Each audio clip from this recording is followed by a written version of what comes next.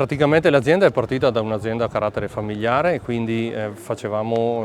il prodotto solo per i nostri clienti. Adesso, dopo 65 anni, si è affermata nel mercato anche per la produzione conto terzi di aziende che operano nel settore del vino a livello mondiale. L'esigenza del mercato ci porta ad avere maggiore capacità produttiva e maggiore professionalità a livello di controlli qualitativi. Di qui l'esigenza di poter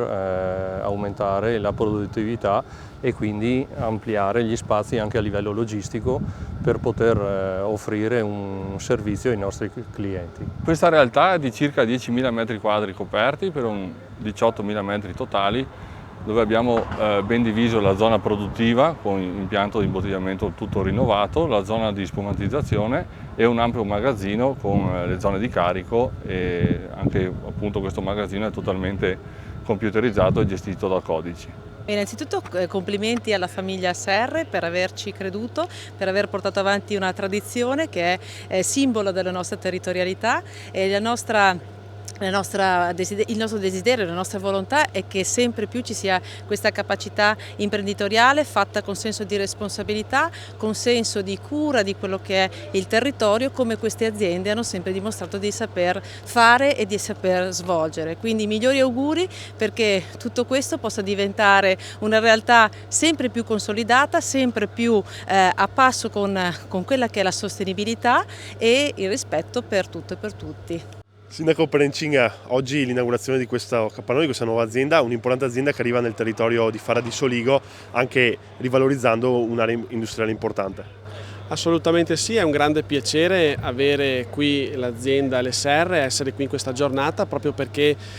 questa azienda ha deciso di investire nel nostro comune, ha deciso di prendere questo capannone, sono 10.000 metri, quindi anche una realtà molto grande, lasciata tra l'altro da tempo, quindi era da molti anni che era vuota. Qui si è deciso di dare una nuova riqualificazione anche all'area stessa, al capannone stesso, e quindi oggi siamo qui ad inaugurarlo, per cui per noi è una nuova realtà, una bella realtà che da oggi è qui a Colsamartino, quindi